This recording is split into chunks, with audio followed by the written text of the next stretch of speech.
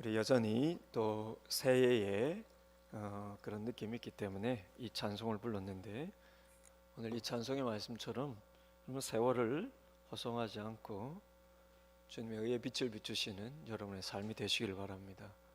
찬송을 부르면서 오늘 메시지도 우리가 우리에게 주어진 남은 삶을 허송하지 않는 것이 그 길이 어떤 것인가에 대한 말씀일 수 있는데, 참 적절한 찬양이다라는 생각이 들었습니다. 그래서 여러분 올 한 해 그리고 남은 삶, 여러분 참으로 주님 보시기에 허송하지 않는 그런 복된 여러분 남은 삶 다 되시기를 다시 한번 축복을 드립니다. 우리는 지난주에 하나님의 계명을 잘 지키고 산다며 스스로 영생 얻기에 합당하다 여긴 부자 청년 관원에 대한 이야기를 살펴보았었습니다. 그 청년에게 주님은 모든 소유를 가난한 자들에게 나눠주고 그분을 따르라고 도전해 보았죠. 그러나 그는 재물이 많음으로 인해 근심하며 주님을 떠나버렸습니다. 그러자 주님께서 부자가 하나님 나라에 들어가기가 낙타가 바늘기로 들어가는 것보다 더 어렵다는 충격적인 말씀을 하셨습니다. 그럼 그 의미가 무엇이었습니까? 영적으로든 육적으로든 하나님 앞에서 자신의 공로와 자격을 내세우는 자는 하나님 나라에 합당치 않다는 것입니다. 참으로 전적인 하나님의 은혜를 모르고 있으니까요. 오직 하나님 앞에서 자신의 허물과 연약함, 그리고 영적인 의미에서의 무능력함을 깨닫고 절박한 심령으로 하나님의 자비와 긍휼을 구하는 자, 곧 하나님을 향해 마음이 가난한 자만이 하나님 나라의 영생을 얻기에 합당한 자라는 것이었죠. 그러니 오늘 우리가 예배 자리에 나와서 이런 가난한 심령으로 겸손히 주만을 바라보고 의지하며 주님께서 주시는 영생의 은혜와 기쁨으로 충만하시길 다시 한번 주님의 이름으로 축복을 드립니다. 이어서 오늘 우리가 나누고자 하는 말씀은, 그렇게 영생을 얻기에 합당한 신앙이 될 때 우리에게 오는 참된 복은 무엇인가 하는 것인데, 그래서 제가 설교자님한테 그렇게 붙여봤습니다. 이 땅에서 신자가 받는 복은 무엇인가? 왜냐하면 많은 사람들이 구원과 영생의 수단인 이 가난한 심령을 마치 하나님으로부터 내가 원하는 세상 복을 받는 또 다른 수단으로 이해하려 하기 때문입니다. 참 미안해요. 사람들 마음속에 그 연약한 본성 가운데 있는 욕구인 것 같습니다. 주님께서 뭐라고 말씀하셔도 그것을 그 욕구대로 해석하려는 그런 경향이 우리에게 여전히 있는 것 같습니다. 즉, 이 부자 청년이 근심하고 주님을 떠난 것과 달리 나는 주님께 엎드리며 나는 최선을 다해 내 가진 것을 드리며 헌신하는 삶을 살았으니 그만큼 나는 복을 받을 자격이 있는 것이 아닌가, 그렇게 생각한다는 것이죠. 사실 따지고 보면 그런 생각 자체가 마음이 가난하지 않다는 증거일 뿐입니다. 주님께서 말씀하신 마음의 가난함이란 쉽게 말하면 내 생각, 내 뜻, 내 목적을 하나님께 주장하려는 태도를 내려놓고 버리는 것을 말합니다. 마음의 가난함이라는 게. 그래야 하나님의 뜻, 하나님의 말씀에 대한 순종으로 내 마음이 그것으로 부하게 채워줄 수 있지 않겠습니까? 그러니 가난한 마음과 헌신을 내가 원하는 복을 하나님으로부터 받기 위한 또 다른 조건으로 생각하는 것은 얼마나 가난한 마음을 잘못 이해하고 있는 아주 우스운 현상이지 않습니까? 그런 생각은 설사 자신의 소유를 얼마나 바치며 헌신했든, 혹은 그분께 얼마나 열심히 부르짖어 간청하든, 실은 부자 청년과 크게 다르지 않는 신앙의 자기 목적으로 가득 찬 마음인 것입니다. 이게 이해가 되십니까? 여러분, 이 부분에 있어서 부자 청년과 크게 다르지 않아요. 우리가 설사 주님을 안 떠났다 하더라도 우리가 가지고 있는 마음이 부자 청년과 별반 다르지 않을 수 있는 것은요, 신앙의 자기 목적으로 가득 차면 이게 주님 말씀하시는 가난한 심령과 정반대라는 것입니다. 그런데 주님께서 말씀하시는 마음이 가난한가 반대는 단순히 마음이 부한 것이 아니에요. 중요한 것은 무엇으로 마음이 가난하고 무엇으로 마음이 부요한가, 즉 마음이 무엇으로 차 있느냐 하는 것입니다. 주님께서 천국과 영생이 저의 것이라고 말씀하신 그 마음의 가난함이란 구원의 자격이나 조건뿐만 아니라요, 내 실제 삶과 인생에 대해서도 하나님께 내 생각, 내 뜻, 내 목적, 내 원함, 내 주장을 비워드리는 마음을 뜻합니다. 다시 말씀드리지만 그래야 그 마음이 무엇으로 찬다는 것입니까? 무엇으로 부해진다는 것입니까? 가난한 심령이 자체가 이 복이 아니라요, 그 가난한 심령으로 인해서 무엇이 거기에 채워지는가, 그것 때문에 복이 있는 것이지 않습니까? 우리가 하나님 앞에서 마음이 가난해지면 왜 복입니까? 그래야 하나님의 것으로 마음이 채워지기 때문입니다. 그래야 내 마음이 주님의 말씀과 주님의 뜻으로 채워지고 그에 따른 겸손한 순종으로 부해지기 때문에 가난한 심령, 하나님 앞에서 가난한 심령이 그렇게 복되다는 거예요. 그래서 그런 자는 천국이 저희 것이라지 않습니까? 하나님 나라의 그 풍성한 영적인 삶을 누리게 된다는 것입니다.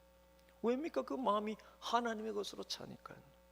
그럼 그것이 팔복의 또 다른 복, 네 번째 복에서 말씀하신 하나님의 의에 조리고 목마른 자는 배부를 것이요, 하나님의 의와 하나님의 생각으로 배부른다는 것, 이게 가난한 마음의 결과이지 않습니까? 그게 무엇으로 가난해지고 무엇으로 채워지는가, 이것을 잘 이해해야 되는 것입니다. 그런데 나는 예수 잘 믿고 열심히 기도하며 헌신해서 심령이 가난한 자라고 교리적으로 생각하는데, 정작 실제 내 삶에 있어서 하나님을 향한 내 기도와 바람에는 온통 내 생각, 내 뜻, 내 소원으로 가득 차 있다면요, 그건 주님께서 말씀하신 마음의 가난함이 아니라 오히려 마음이 내 생각으로 부요한 자일 뿐이라는 것입니다. 그럼 제가 왜 이런 말씀을 초반에 드리냐면, 부자 청년 사건 때 실제 그때 제자들이 보인 반응이 이와 같기 때문이에요. 부자 청년이 근심하며 떠난 후에 주님께서 이런 의미에서 부자는 천국에 들어가기 힘들다고 말씀하시자 이어지는 오늘 본문 28절을 보시면 베드로가 잽싸게 자신들은 이 부자 청년과 다르다는 것을 주님께 어필합니다. 내세웁니다. 28절을 보십시오. 보소서, 우리가 모든 것을 버리고 주를 따랐나이다. 보소서, 우리는 부자 청년과 달리 모든 것을 버리고 주님을 따랐습니다. 이런 베드로와 제자들의 입장에서는 이 부자 청년이 하지 못한 것, 꼭 모든 것을 버리고 주님을 따르라는 것을 자신들은 했다는 것이죠. 그래서 중요한 것은 그렇기 때문에 자신들에게는 무슨 하늘나라의 보상이 주어지느냐, 지금 주님께 그걸 묻고 있는 것입니다. 시각이 안 바뀌니까요, 무슨 말을 해도 자기 시각으로 이해하는 거예요. 얼마나 여러분 이 시각이 주님과 말씀과 성령의 시각으로 바뀐 게 중요합니까? 그렇지 않으면요, 무슨 말씀을 해도 자기 시각으로 이해하는 것입니다. 마음이 자기 생각으로 부해지면 어떤 하나님의 말씀을 갖다 대도 자기 생각으로 다 해석하는. 그래서 주님께서 또다시 이들이 이해하기 힘든 이상한 말씀을 하시는 거예요. 29절을 보십시오. 예수께서 이르시되 내가 진실로 너희에게 이르노니 나와 복음을 위하여 집이나 형제나 자매나 어머니나 아버지나 자식이나 전토를 벌인 자는 현세에 있어 집과 형제와 자매와 어머니와 자식과 전토를 100배나 받되. 그럼 제자들이 과연 무엇을 모두 다 버렸다는 것인지 분명하지는 않지만 지금 주님께서 말씀하시는 것처럼 집과 고향과 가족들을 버린 것은 분명합니다. 그런데 조금 무서운 상황은요, 좀 전에 주님께서 부자 청년이 영생을 얻으려면 무엇을 해야 하는지 물었을 때 모든 것을 버리고 주님을 따르라고 답하셨는데, 이에 대해 지금 제자들이 보인 반응이 이 청년과 달리 우리들은 모든 것을 버렸으니 우리는 영생을 얻기에 합당하지 않습니까? 라고 묻는 것이 아니라, 그렇다면 우리는 모든 것을 버리고 주님을 쫓았으니 이 땅에서 우리는 어떤 보상을 받을 수 있습니까? 이런 의도로 묻고 있다는 것입니다. 그것을 어떻게 알 수 있느냐면요, 주님께서 이에 대해 답하시는 내용이 그렇습니다. 이들의 의도를 아시니까 답하시는 내용이거든요. 주님께서 우선 이들이 궁금해하는 대로 현세에서 받게 될 복에 관하여 말씀하십니다. 나와 복음을 위하여 집이나 형제나 자매나 어머니나 아버지나 전토를 벌인 자는 현세에 있어서, 지금 이 땅의 삶에 있어서 이 모든 것에 100배나 받는다는 것이죠. 그리고 이어하시는 말씀이 내세에서도 영생을 받지 못할 자가 없다는 것입니다. 여러분, 얼마나 듣기 좋은 복된 말씀입니까? 순간 제자들이요, 참 오랜만에 주님께서 자신들이 원하는 답을 해주시는 것 같아서 얼마나 기뻤겠습니까? 그리고 오늘날도 많은 신자들이 그것을 얼마나 지금 당시의 제자들처럼 생각하고 이해하고 있습니까? 이 말씀. 그런데요, 이 말씀을 보시면 중간에 한 말씀이 이게 애매한 것입니다. 현세에 있어 이 모든 것에 100배나 받되 무엇을 겸하여 받으리라? 무엇을 겸하여 받으리라 말씀합니까? 이거 우리가 안 좋아하는 단어여서 말하기가 싫은가 몰라도 박해를 겸하여 받으리라. 그러면 이 100배나 받는다는 의미가 도대체 어떻게 될까요? 주님을 위해 내가 버린 것, 헌신한 것에 100배나 받기 위해서는 잠시 올 수 있는 고난과 박해를 꼭 잘 참을 수 있어야 한다. 그래야 100배의 복을 받을 것이다. 이런 말씀일까요? 이게 자칫 이렇게 들릴 수 있는 말씀입니다. 어쩜 당시 제자들로 처음에는 그렇게 생각하며 이 말씀을 기쁨으로 받았을 거예요. 그래서 지금 당장에는 예수님을 따라다니면서 힘든 생활을 보내고 있고, 지금 당장은 바리새인과 종교자들이 예수님과 함께 고난을 지금 받고 있지만, 그렇기 때문에 곧 100배나 되는 보상이 주어지는 말씀으로 생각하며 이 말씀을 듣는 순간에 얼마나 힘이 났겠습니까? 그런데 여러분, 이게 얼마나 이 말씀에 대한 우스운 해석인지 모릅니다. 그 이유는 아주 간단합니다. 이게 왜 우스운 여러분 해석일까요? 그 이유는 너무나 간단해요. 그 이유가 뭘까요? 어째서 이게 우스운 해석이 되는 걸까요? 그것은 이 제자들의 이후의 삶을 보시면 됩니다. 우리는 12 제자들의 이후의 삶을 다 알고 있습니다. 이 현세의 삶을.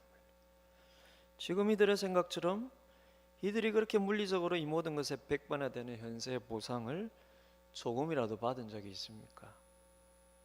오히려 후에 부활의 주님을 만나고 성령께서 그들 위해 강림하셨을 때 그들은 예수의 복음을 위해 더 고난을 받는 자리에 갔고요, 더 박해를 받는 자리에 갔고요, 그래서 주님을 따라다녔던 지금의 때보다 더 모든 것을 잃어버렸을 뿐만 아니라 그러다가 마지막에 그들의 생명까지 잃어버렸습니다. 끝까지 생명을 보존했던 유일한 12 제자 중에 한 명이었던 가룟유다 빼고요, 사도 요한의 경우에는 노년의 밤모섬에 유배되어서 오히려 더욱 가족과 물리적으로 멀어진 삶을 살다가 하나님께 부름을 받지 않았습니까? 누구 하나 집이나 전토나 부모나 형제나 자식이나 이런 10배 받은 100배나 받은 여러분 제자들이 누가 있습니까? 그렇다면 주님의 이 말씀을 어떻게 이해하면 될까요? 나와 복음을 위하여 집이나 형제나 자매나 어머니나 아버지나 자식이나 전토를 벌인다. 현세에 있어 집과 형제와 자매와 어머니와 자식과 전토를 100배나 받는다, 이 말씀을 여러분 제자들이 그 당시에 기대했던 방식대로 또한 지금도 많은 교인들이 믿고 싶어 하는 대로 물질적인 보상에 대한 약속일까요? 아닙니다.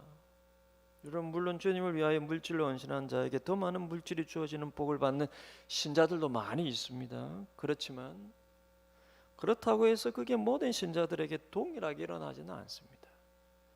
오히려 여러분 정말로 살펴보면 그렇지 않은 신자들의 삶이 더 많아요. 이 땅에 여러분 모든 신자들의 삶을 보면요, 그렇지 않은 자들이 더 많을 겁니다.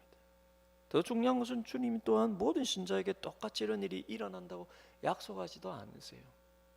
주님께서 여기서 약속하는 것은, 모든 자기를 믿는 백성들에게 약속하는 것은, 주님과 복음을 위하여 가족으로부터 쫓겨나가는 혹은 가족을 떠날 수밖에 없는 자에게 주님은 또 다른 의미의 가족을 주시리라는 것입니다. 그렇지 않으면 형제나 자매나 어머니나 자식을 100배로 받는다는 의미가 무엇이겠습니까? 어떻게 100명의 어머니를 도대체 줄 수가 있습니까? 가장법이라 하더라도요, 얼마나 더 많은 어머니를 주는 것이 여러분 복이 되겠습니까?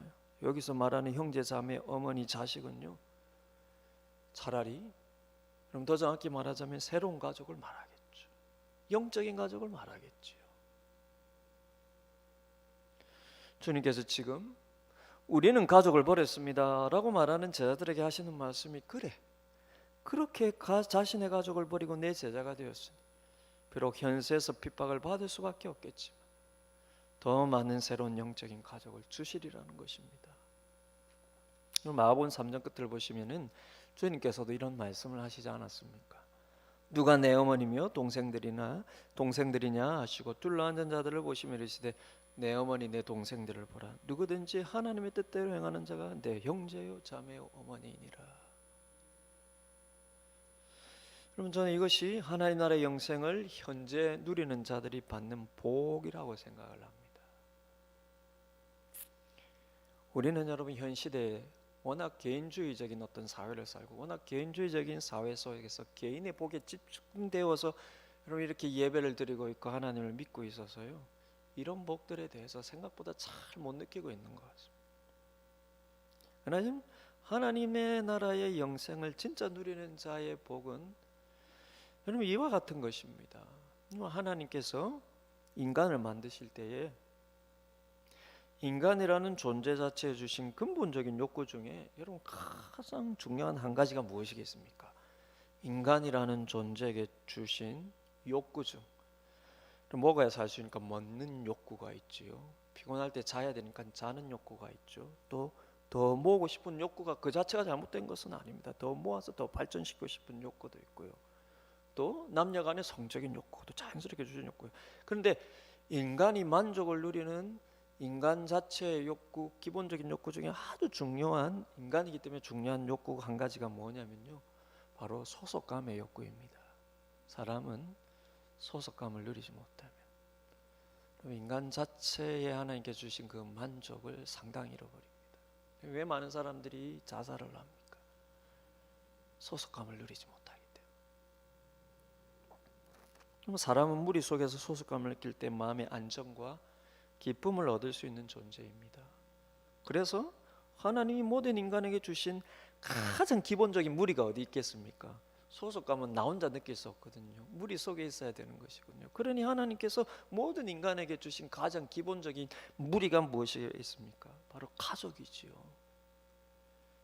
그런데 가족은 인간의 타락하고 부패한 마음으로 인해 소속감보다 상처의 근원지도 변해버렸습니다. 우리 모두가 경험하지 않습니까? 가족이 왼수 같을 때가 얼마나 많습니까? 가족은 원래 하나님께서, 육신의 가족은요, 원래 하나님께서 인간에게 주신 이 기본적인 욕구, 근본적인 욕구, 소속감의 욕구, 그 안에서 누리는 안정과 기쁨과 만족을 누리기 위한 수단으로 하나님 주셨는데, 타락한 인간의 타락으로 말미암아서 가족은요, 소속감이 아니라 상처의 근원지로 변해버렸습니다.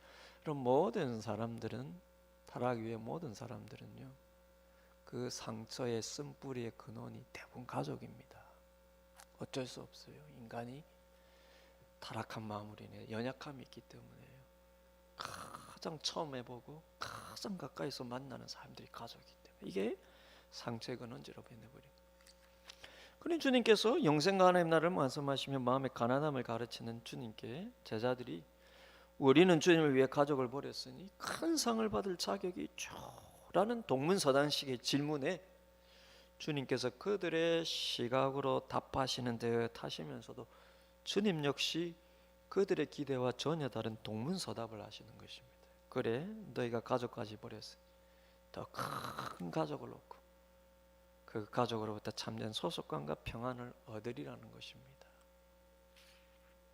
그럼 조금 더 확대하면요, 100배나 더 줄이라는 말씀에 나오는 집도 전토도요, 우리가 집을 하나 내놓으면 100채의 집을 얻고 우리가 한 평의 땅을 내어놓으면 100평의 땅을 얻으리라는 말씀이 아닙니다. 그렇게 100배나 되는 물질의 복을 받았다고 간증하는 사람이 있다면 그게 하나님이 주신 복이 아니라고 함부로 그 사람에게 망할해서는 당연히 아니겠죠. 하나님 주신 복이겠죠. 그러나 그렇기 때문에 당신도 하나님께 물질을 하나 내어 놓으면 100배의 재물과 100배 땅을 받을 수 있습니다 라고 말한다면 그게 실은 주님께서 하신 이 말씀을 왜곡하는 말씀이라는 거죠.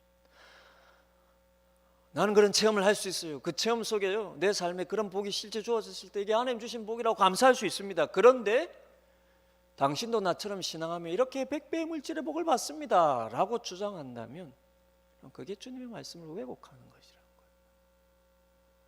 그러면 그렇게 100배의 복을 안 받는 사람은 그러면 하나님을 잘못 믿어서입니까? 예수님을 잘못 믿어서입니까? 그 사람보다 신앙이 안 좋아서입니까? 아닙니다. 여러분들이 어떤 현실적인 복이든 주신 것은 하나님이 주신 것으로 감사하면 돼요. 그러나 그렇기 때문에 당신도 나와 같이 하면 이런 복을 받습니다, 그런 말을 함부로 하시면 안 되고요. 더더군다나 여러분들이 100배나 되는 물질의 복만 받았습니까?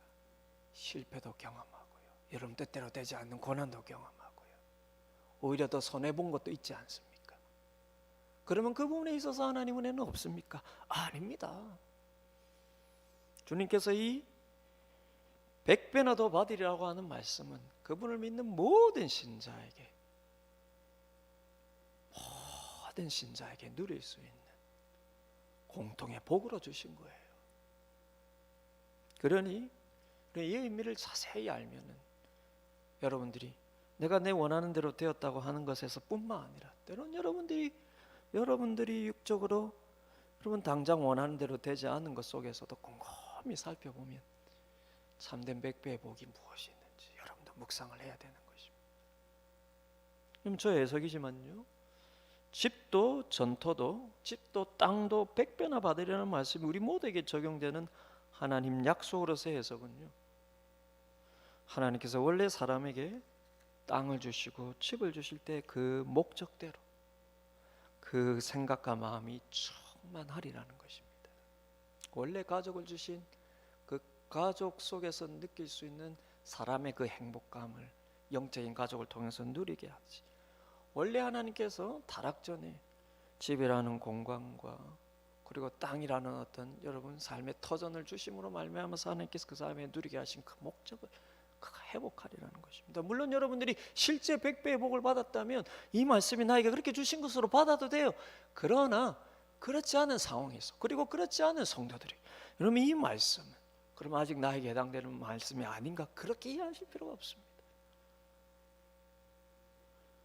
여러분 집이 주는 안정감과 육신의 쉼, 그리고 땅이 주는 생산물로 인한 육신의 건강함과 그로 인한 생명력, 삶의 실제적인 그 은혜로 내가 예수님을 바르게 믿을 때 충만하리라는 것입니다. 그렇습니다. 여러분, 우리가 고난과 핍박을 받으면서까지 예수님을 믿는 이유가 무엇입니까? 내가 원하는 대로의 세상 복을 받기 위해서입니까? 아닙니다.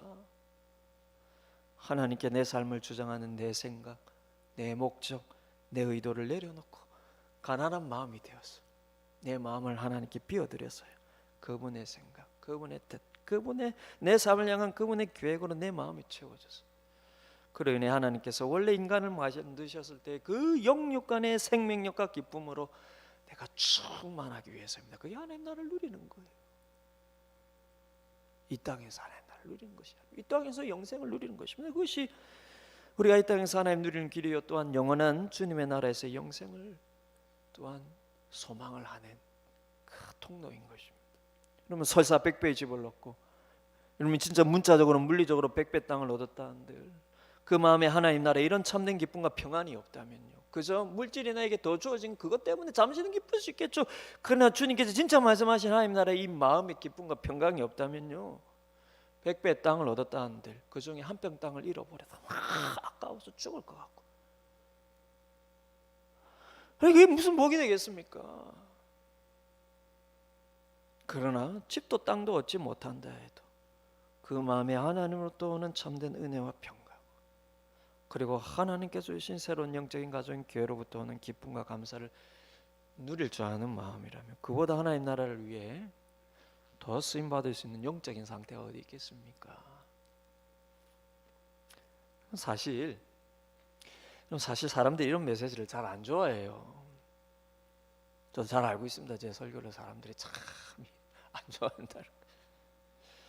비록 내 형편이 어려워도 그래도 예수 잘 믿고 신앙생활 열심히 하면 100배의 물질의 복을 받는다 해야 좋아합니다. 평생 물질적으로 나아지지 않는다 하더라도 그 희망을 빼앗기가 싫은 거예요. 왜입니까? 그러면 신앙생활 열심히 할 이유가 없다고 그 마음이 느끼기 때문에. 여러분, 왜 신앙생활 열심히 할 이유가 없습니까? 내 형편이 지금하고 똑같다 한들, 평생 그렇게 생활한들, 산다 한들요. 그렇다고 신앙생활 열심히 할 이유가, 왜 그렇다고 없을 필요가 뭐가 있습니까? 주님께서 우리에게 주시는 영생의 복이 그런 게 아닌데. 그러나 저는 언젠가부터 그런 생각이 들었습니다. 아, 그래, 성도들이 이런 걸 원한다면 그냥 평생 그런 꿈꾸며 살도록, 그런 희망이라도 버리지 않도록 내가 그런 설교를 해야 되는 거 아닌가. 저는 언젠가부터 그런 생각이 들었습니다. 세월 허송한다고요. 하나님이 보실 때 세월을 허송하는 게 바로 그런 삶입니다. 여러분, 내 마음에 주님께서 원하시는 것이 아닌 희망으로 차 있는 거예요. 그거는 여러분, 주님 입장에서 세월을 허송하고 있는 거예요. 그런 마음으로 내가 열심히 내 입장에서 신앙생활 하는 거, 세월 허송하는 거죠. 저는 그런 마음이 들었어요. 세월이 아깝다. 세월이 아깝다. 그런 희망을 가지고 지금의 내 형편을 바라보며 감사가 없고 기쁨이 없고, 그래서 그 희망만 쫓으면서 그냥 하루하루가 얼마나 아깝습니까? 왜입니까? 그 희망은 하나님이 모든 신자들에게 약속하신 희망이 아닙니다. 주님이 모든 사람에게, 모든 믿는 자에게 약속하신 소망은요, 주님 안에서의 기쁨과 감사, 그리고 영원한 하나님 나라에서의 그 복락의 삶, 주님이 약속하신 게 그겁니다.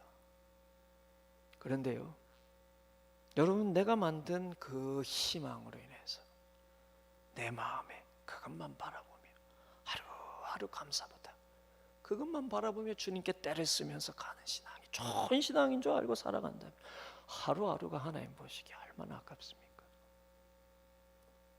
그러나 여러분, 내 삶을 향한 하나님의 섭리와 인도하심을 믿는다면, 내가 물질의 100배의 희망을 가지고 안 가지고 하는 상관없이 하나님께서 내 삶을 그분의 뜻대로 인도할 텐데요, 뭐하러 내가 생각하는 희망으로 하나님을 몰아붙이며 불평했다가 원망했다가 또 그러다가 믿습니다 했다가, 왜냐하면 불평하고 원망했으면 하나님 또 안 들어줄까, 또 믿습니다 했다가 또 불안하고 근심했다가 또 그런 마음으로 신앙생활을 살아가는 하루하루가, 그게 실은 하나님이 이미 주신 영생의 삶을 하루하루 허비하고 있는 삶이라는 것입니다. 왜 허비합니까? 왜 허비합니까? 그러나 안 그러나 여러분, 우리의 삶은 하나님이 하나님의 뜻대로 인도하시는데요, 왜 하루하루를 허비해야 합니까? 우리가.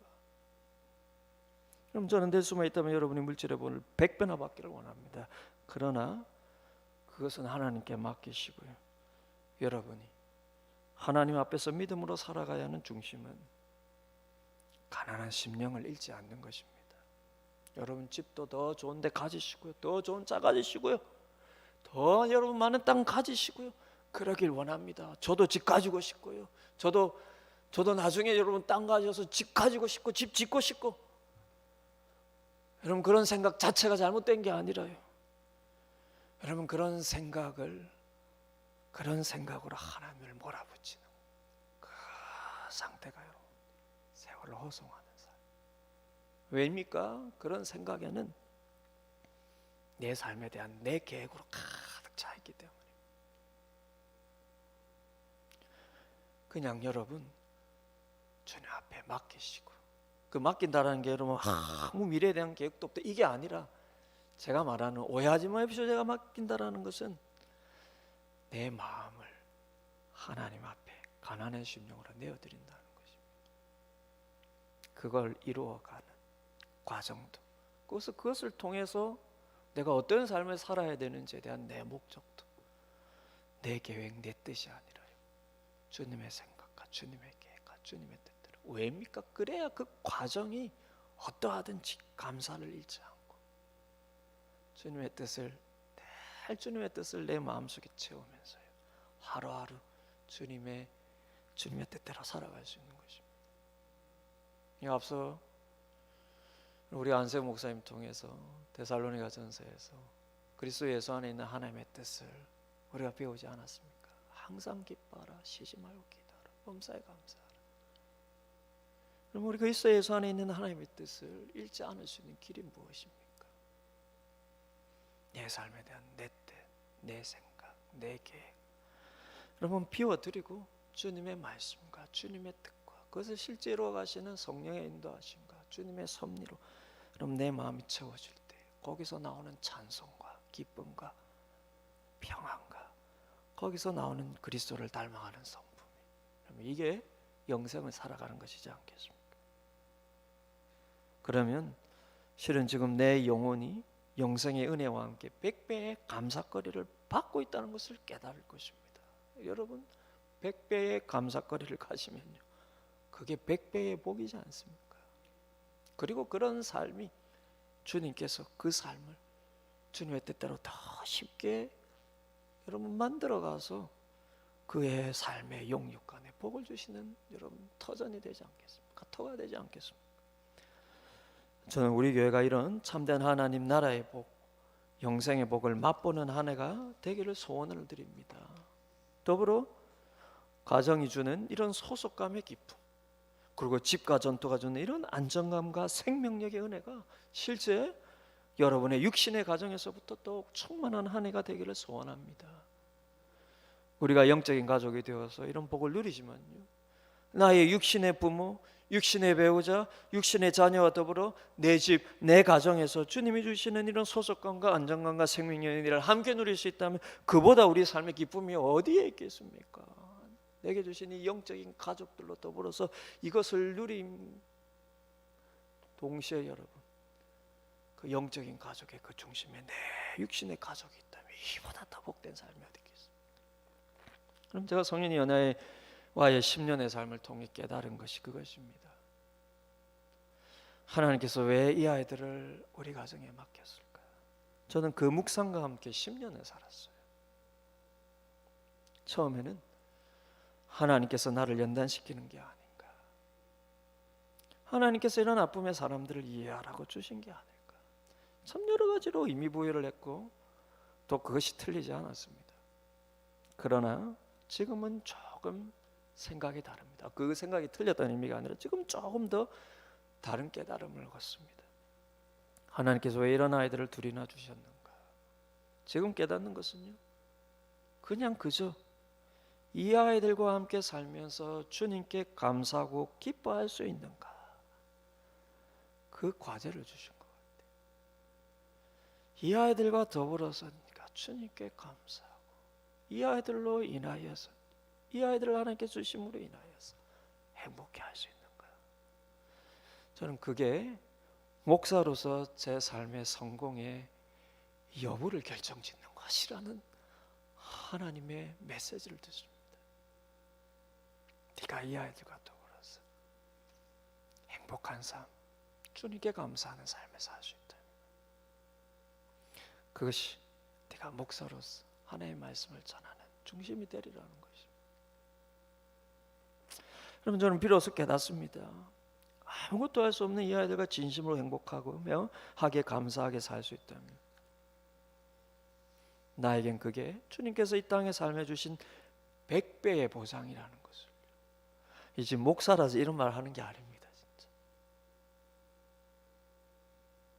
제가 목사라서 이런 말 하는 게 아니에요. 여러분 설교상에서 지금 여러분 감동 만들어내려고 하는 말이 아니에요. 저는 성인이 연하 데리고 살면서요, 하나님 내가 이 아이들과 정말로 기쁘고 감사하며 살 수 있습니까? 라는 질문을 수없이 던지고 거기에 대해 실제 감정적으로 그 맛을 조금씩 깨달아갔을 때요, 아주 오랜 세월이 걸렸던 것 같아요. 거기까지. 그럴 때 여러분, 내가 나에게 주신 삶에 감사치 못할 게 무엇이 있는가, 정말 이 마음으로 가득 차. 그러고 보니 나는 지난날 오랫동안 목사로서 설교를 하면서 정말로 겉으로는 감사하자, 겉으로는 은혜와 평강이 넘치기를 바란다 하지만 제 마음 깊은 곳에서 이 은혜의 참된 의미를 여기까지는 깨닫지 못하지 않았는가. 그런 생각이 참 비로소 요즘 많이 들게 돼요. 이 아이들과 더불어서 내가 행복하고 감사할 수 있다면 이 땅에서 주신 100배의 보상을 나는 누리고 있는, 그것을 정말 누리는 감정이 될 것 같아. 그럼 그럴 수 있는 가난한 마음이라면 주님께서 나를 알아서 사용하시지 않겠습니까? 목사님, 목회자로서 무슨 꿈이 그렇게 작습니까? 아닙니다, 여러분. 만명교회를 담임하는 것보다 자기 가정의 자녀로, 자기 가정의 가족과 더불어서 주신 형편 속에서 감사할 수 있는 게 훨씬 어렵습니다. 제가 깨달은 겁니다. 만명교회의 목회자라는 것보다요, 자기에게 주신, 하나님 주신 일상을 감사하고 그 안에서 참된 영생의 복을 실제 누리는 것, 그게 더 어렵다는 것을 깨달았습니다. 왜입니까? 그는 정말로 자기 마음을 비워드리는 가난함이 없어서는 안 되기 때문입니다. 만명교회 목회요, 자신의 욕망으로 잘 운영할 수 있습니다. 그러나 자기에게 주어진 일상이 아무도 보지 않는 곳에서 감사할 수 있고 행복할 수 있는 거예요. 그는 자기 마음을 비워드리지 않으면 못하는 것입니다. 그러니 여러분, 보이지 않는 곳에서 여러분에게 주어진 일상이 여러분들이 정말로 하나님이 주신, 주님이 주신 100배의 보상을 그 속에서 발견할 수 있는 거예요. 저는 이것이 여러분 한 해 동안 묵상거리가 되면 좋겠고요. 그래서 내가 희망하는 물질의 100배가 주어져야 내가 기뻐할 것 같은 이 마음 내려놓으시고, 하나님이 그런 삶으로 하나님이 나를 인도하실 것은 하나님 앞에 맡기고, 여러분의 숙제는 지금 나에게 주어진 삶, 나는 얼마나 그 속에서 영생의 복을 누릴 수 있는가, 이것이 여러분의 도전이 되고 그것이 여러분의 영적인 목표가 되는 그런 한 해가 되기를 주님의 이름으로 축원을 드립니다. 그럼 초대교회 때 왜 수많은 신자들이 죽음의 고난과 핍박 속에서도 믿음을 저버리지 않았겠습니까? 100배의 물질의 복에 대한 기대 때문입니까? 아닙니다. 내 삶에 참된 이유와 목적, 내가 이 땅에서 무엇으로 감사하며 하고 기뻐하며 행복할 수 있는지, 이 땅의 삶의 진정한 복이 무엇인지를 깨닫게 하시는 주님의 사랑과, 그리고 영원한 하나님 나라에 대한 주님께 주신 소망 때문에 그들이 그런 핍박을 이길 수 있었습니다. 그들은 단순히 사후세계만을 소망하며 목숨을 던졌던 게 아니에요. 그들은 정말로 오늘 본문에서 말씀하신 이 땅에서 100배나 더 받으리라는 말씀의 참된 영적인 의미를 깨닫고, 주님으로 인해 자신들에게 주어진 가정과 일상과 영적인 가족과 더불어 감사하며 기뻐하는 법을 정말로 알았던 것입니다. 그러니 여러분, 얼마 남지 않은 이 땅의 삶을 허송세월하지 마시기 바랍니다. 예수님께서 주신 영생을 누린다는 것이 내 삶이 어떤 것인지를 잊지 마시기 바랍니다. 그래야 주님께서 나를 사용하실 수 있습니다. 그래야 주님께서 나를 통해 사람들에게 참된 하나님 나라의 복된 삶이 무엇인지를 보여주실 수 있습니다. 그렇게 여러분을 주님께 비워드리는 삶들로 영적으로 자라가시길 바랍니다. 시간이 좀 지났는데요, 순간 여기서 끝낼까 하다 이왕 우리가 또 오늘 본문까지는 살펴봐야겠다 싶어서. 근데 여러분, 오늘 본문에서의 제자들은 아직까지는 주님의 이 말씀을 깨닫지를 못했습니다. 이어지는 본문 이야기예요. 아직은 깨달을 마음이 없는 거예요. 그중 주님은 곧 다가올 임박한 죽음에 대해 12제자들에게 세 번째로 이제는 말씀해 주십니다. 그런데 이번에는 조금 더 자세히 어디서 누구에게 죽을지, 그리고 어떻게 죽을지 상세히 가르쳐 주십니다. 33절을 보십시오.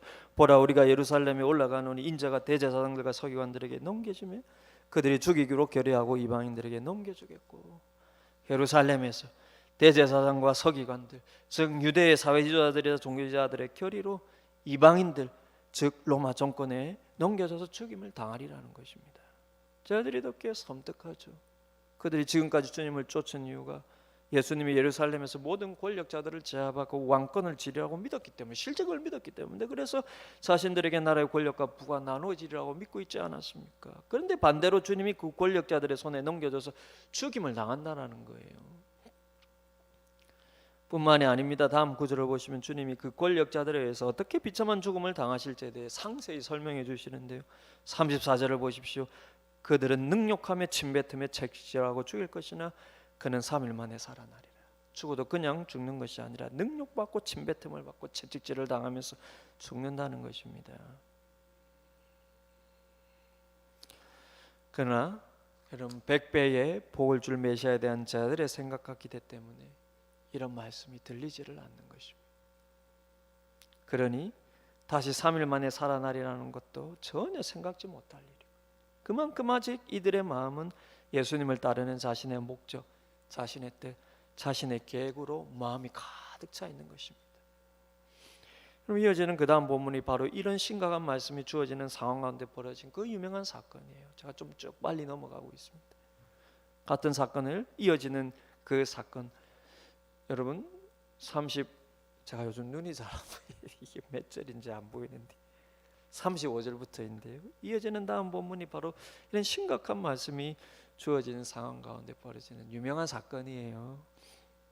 같은 사건을 다루고 있는 마태복음에서는 정확히 그때라는 말로 시작합니다. 즉 주님께서 세 번째로 이렇게 능력당하며 죽고 부활하리라는 말씀할 그때예요. 오늘 마가복음에서는 35절에 보시는 바와 같이 세베대의 아들 야고보와 요한이 주님께 나와 구하였다고 하지만, 마태는 그때에 세베대의 아들의 어머니가 그 아들들을 데리고 예수께 와서 절하며 무엇을 구하니 이렇게 되어 있습니다. 마태는요 더 정보를 많이 줘요. 그때에 주님이 자신의 죽음을 세 번째로 말씀하실 때 야고보와 요한뿐만 아니라 그들의 어머니가 그 아들들을 데리고 와서 이런 것을 구했다는 것입니다. 그리고 요한과 야고보의 어머니가 이들을 데리고 주님께 와서 간청한 것이죠. 종합하면 이들의 어머니가 주님께 와서 절을 할 정도로 간청하는데 이들도 함께 와서 같은 마음으로 같은 것을 요구했다라는 것입니다. 그래서 마태복음 20장 21절에서는 어머니가 이렇게 요청을 해요. 어머니가 먼저 이렇게 요청을 합니다. 나 이 두 아들을 주의 나라에서 하나는 주의 우편에 하나는 주의 좌편에 앉게 명하소서.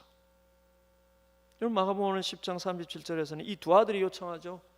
여짜오되 주의 영광 중에서 우리를 하나는 주의 우편에 하나는 주의 좌편에 앉게 하여 주옵소서. 이들의 어머니는 주님의 나라에서 이 두 아들을 좌우 권력에 앉게 하소서. 이들은 주의 영광 중에서 우리를 좌우 권력에 앉게 하소서. 그러니 이들은 지금까지 주님의 나라가 뭔지를 모르고 있다는 것입니다.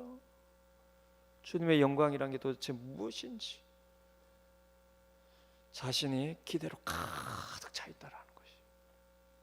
이들은 그저 주님이 세우시는 나라에서 좌우의 핵심 권력을 쥘 수 있는 자격이 주님을 3년 동안 따라다닌 그들에게 있고, 특별히 12명의 같은 제자들 중에서도 주님께서 더 가까이 대하셨던 그들에겐 더 자격이 있다라고 지금 엄마까지 나서는 거예요. 지금 얼마 전에도 이런 변화산에 올라갈 때 이 두 아들, 세베대의 이 두 아들과 거기 베드로 더해서 이 세 명과 함께 가지 않았습니까?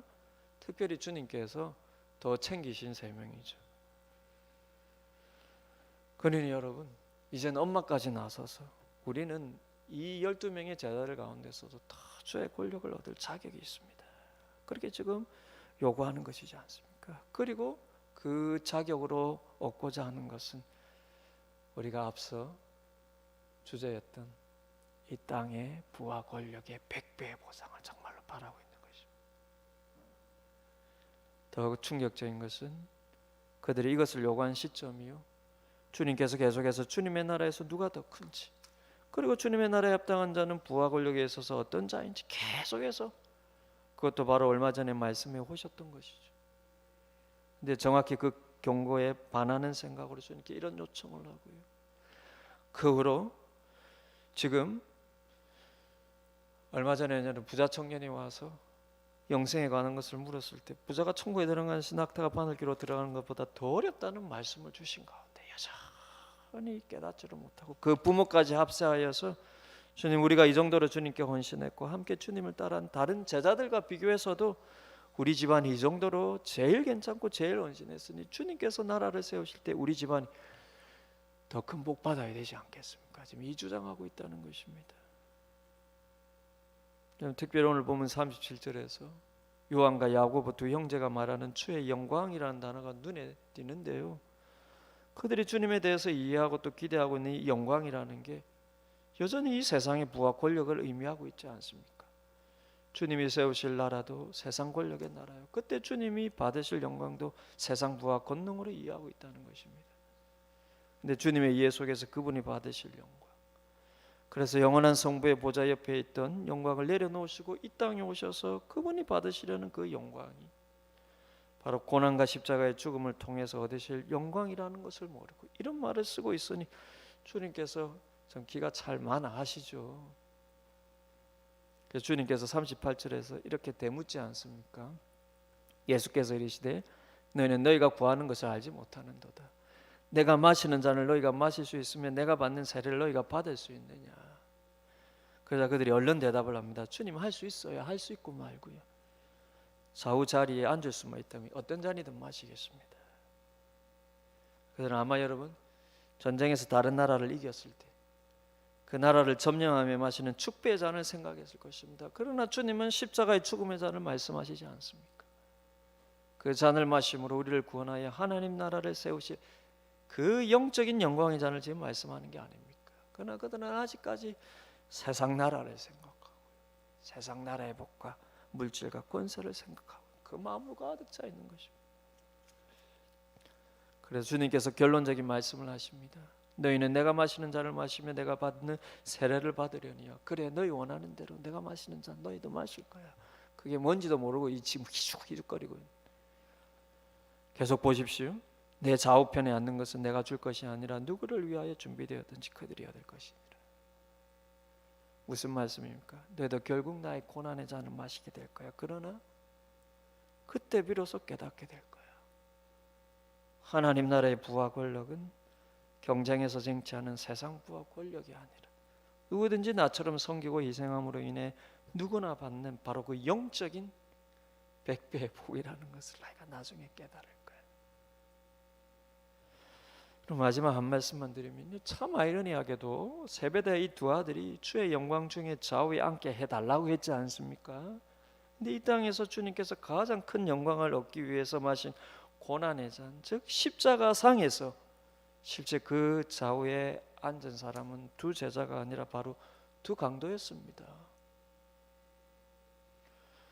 그 둘 중 한 강도만이 주님 나라에 임할 때 나를 기억해 주소서라며 자비를 구하지 않았습니까? 이들은 아마 며칠 후에 십자가에 달린 예수님을 보고 그 좌우의 두 강도를 보면서요, 섬뜩한 마음으로 깊은 혼란에 빠지지 않습니까?